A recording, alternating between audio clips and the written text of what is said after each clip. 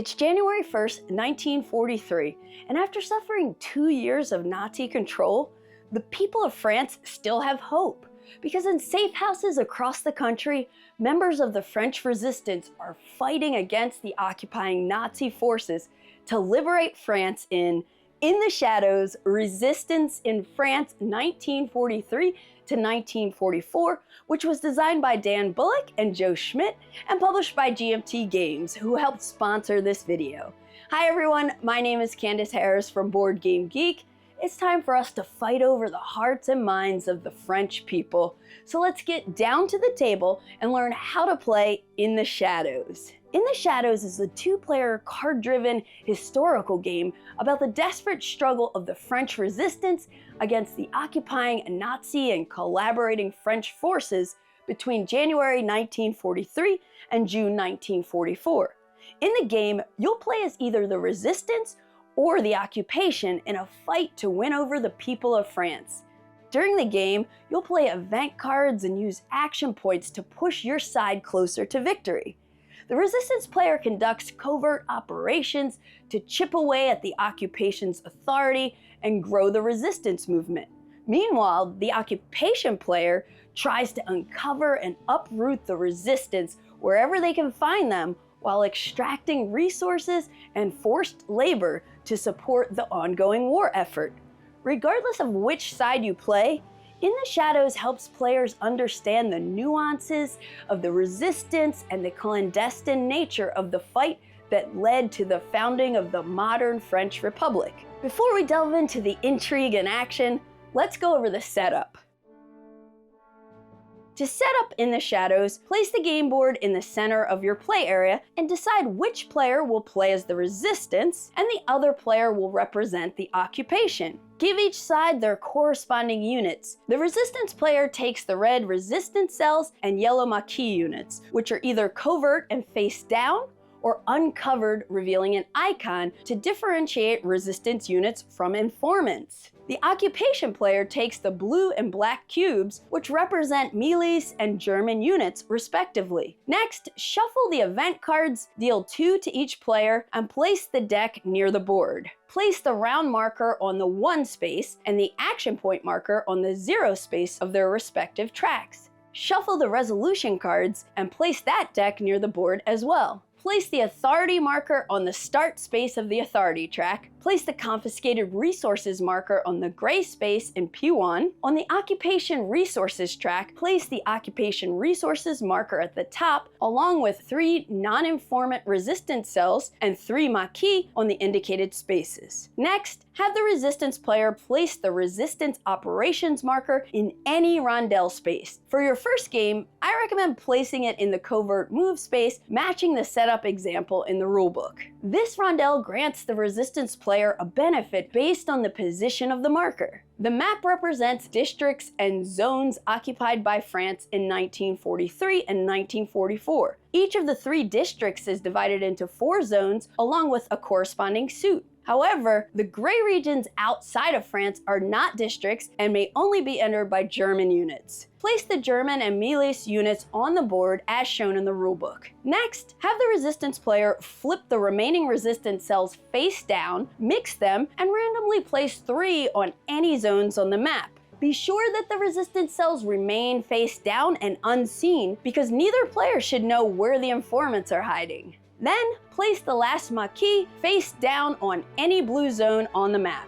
Finally, place the action pawns and alert markers near the board, along with the 2 special markers for events. Now that we're all set up, let's dig into how the game plays. In the Shadows is played over 9 rounds, but it could end earlier if the occupation player meets one of their victory conditions sooner. Each round has 3 phases.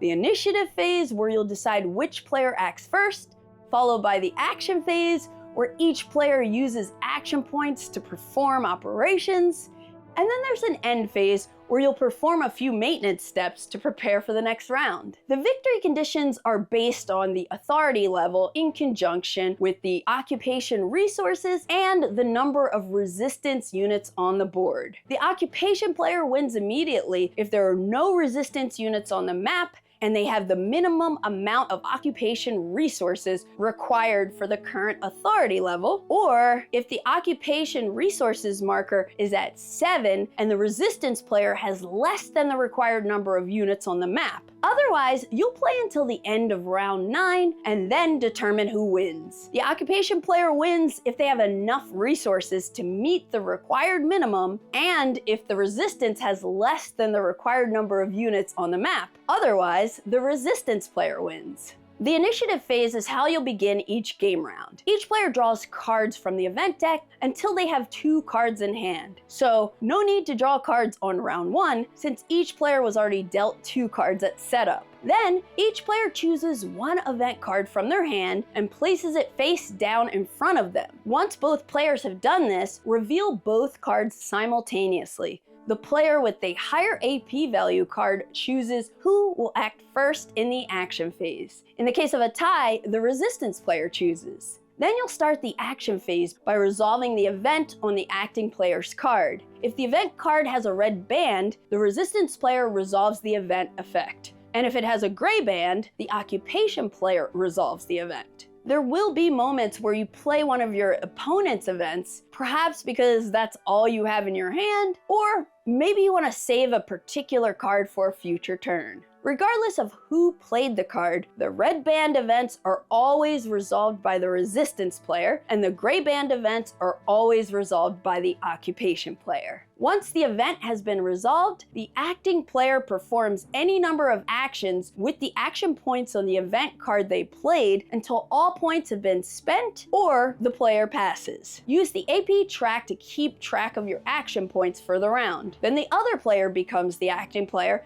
and follows the same steps. Since the action phase is driven by the event cards, let's pause here and take a closer look at some event card examples. Each event card has a name and a faction. Again, red for the resistance and gray for the occupation. There's historical text for flavor and to give players insight on the history portrayed in the game. The event effect is resolved at the beginning of each player's action phase. And at the bottom of each card, there's a suit corresponding to the different districts on the map and a German cross suit that's considered to match all districts. In addition, there's a number which indicates how many action points you get for the round. And there are 2 events that have special markers when they're played. In the Shadows has awesome double-sided player aids that show each side's action options along with the cost of each action. If you perform a non-movement action in a district that doesn't match the suit of the event card you played, you have to spend an additional action point for the unmatched suit penalty. This rule applies to both players. Let's start with the resistance actions. There are 2 different movement actions for the resistance, depending on whether the unit you're moving is face up or face down. To move uncovered, spend 1 AP and move an uncovered resistance cell or marquee to an adjacent zone. Alternatively, you can spend 2 AP and perform the move covert action to move a face down unit to an adjacent zone. Moving an uncovered unit is cheaper action point wise,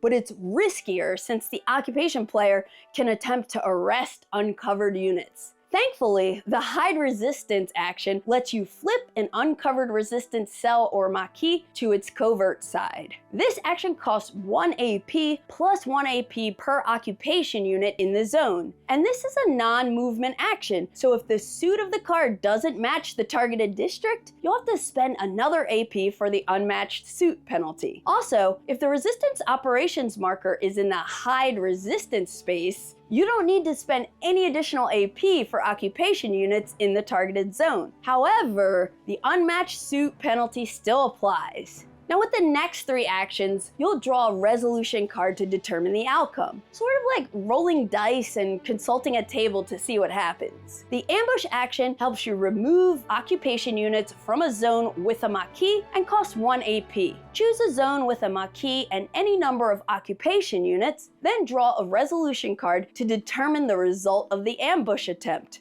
All of the resolution card icons are summarized on the back of the rulebook. So if you drew this card, you can remove a Melis or German unit. But if you drew this card, you would only be able to remove a Melis unit. If at any point in the game you draw the reshuffle card, after resolving the action, reshuffle the entire resolution deck. If you're successful, remove units according to the resolution card. Move a Melis unit into an adjacent zone, or move a German unit into one of the gray regions. And if luck is on your side, you might be able to remove any 2 units. Some resolution cards might force you to uncover a covert unit as well, and there's always a chance your ambush attempt results in failure. The bottom of the player aid has a table showing the odds of success results that may help you decide when it's worth gambling on the actions that require you to draw a resolution card. The sabotage action is how you'll advance the resistance operations marker and lower the authority level. Spend 1 AP and choose a zone with a resistance unit and no alert marker. Draw a resolution card, and if you're successful, advance the resistance operations marker on the rondel accordingly. If there's more than 1 resistance unit in the targeted zone, you may optionally draw a second resolution card after seeing the first one, but then you have to keep the result of the second card.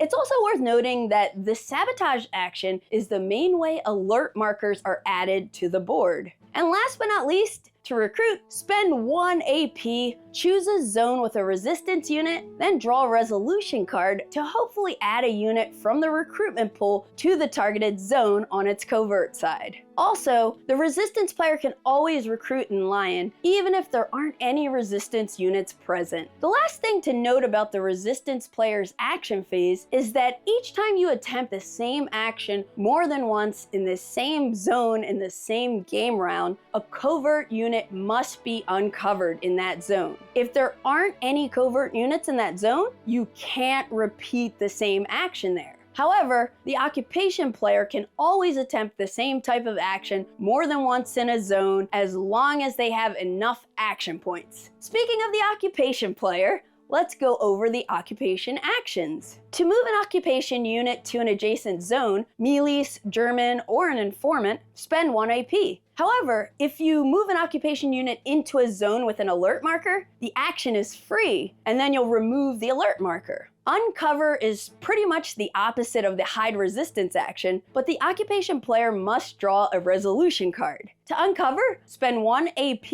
choose a zone with an occupation unit, select a covert resistance unit, and draw a resolution card to hopefully flip it to its uncovered side. If you check out the resolution deck composition table, you'll see Melis units are more likely to succeed at uncover actions compared to German units. To perform the informant action, spend 1 AP, and in a zone with an occupation unit, take a peek at the reverse side of 1 covert resistance cell. If it's an informant, uncover the informant and 1 additional resistance unit in the same zone. Otherwise, leave the corresponding resistance unit face down on its covert side. If there's a zone with an occupation unit and at least 1 uncovered resistance unit, the occupation player can attempt to arrest one of them. Spend 1 AP to target a cell or 2 AP to target a maquis. Draw a resolution card, and if you're successful, remove and place the targeted unit in the disappeared box. And if there are 2 or more German units in the targeted zone, you can draw a second resolution card. But again, you'll be stuck with the second card's results. For the reprisal action, spend 1 AP to flip all covert resistance units in a zone with a German unit and an alert marker. And for the last occupation action, Roundup, spend 1 AP to move the confiscated resources marker 1 space towards Germany. Refer to the icon on the space you're moving into for suit matching. If the marker enters the final space, move the occupation resources marker down 1 space and add any resistance unit in that space to the recruitment pool. You can't move the confiscated resources marker beyond the final space in a single round, but if it reaches the end of the track, it'll be reset during the end phase. To sum up the action phase, for each player, first resolve the event card played, then update the AP track with the AP value of the corresponding event card, and perform actions by spending AP until you run out or pass. After both players complete the action phase, move on to the end phase. First, if the confiscated resources marker made it to Germany, reset the marker to the gray space in P1. Next, the resistance player flips any uncovered maquis in blue zones to their covert side. Then they can place one Maquis from the recruitment pool into any blue zone. Finally, advance the round marker, flip the Pearl, Witherington, and Butcher of Lion markers to their front side if they were placed, and proceed to the next round, starting with the initiative phase. Again, the occupation player wins immediately if there are no resistance units on the map and the occupation has met the minimum amount of occupation resources for their current authority level, or if the occupation resources marker is at 7 and the resistance player has less than the required number of units on the map. However, if you reach the end of round 9, determine who wins by comparing the occupation resources and the number of resistance units on the map relative to the authority level. The occupation player wins if they have enough resources to meet the required minimum and if the resistance has less than the required number of units on the map. Otherwise, the resistance player wins. And that's how you play In the Shadows. There are also rules and cards for playing solo and historical background notes for the event cards, which I'll leave you to explore on your own. In the Shadows is a wonderful addition to GMT's collection of lunchtime games that can be played in about 45 minutes or less. I love that all the actions are so straightforward that once you understand the victory conditions for each side, you can quickly jump into the action of this tense two-player game, simply referencing the faction and resolution card player aids as needed. Both sides feel very thematic to play, and the resolution deck is such a cool alternative to rolling dice. Plus, the intrigue and suspense of not knowing where the secret informants are just adds even more tension to the game. If In the Shadows looks like a game you'd enjoy, be sure to check out its page on Board Game Geek or the GMT Games website to learn more. I'm Candace Harris from Board Game Geek, and that is how you play In the Shadows. Have a wonderful day.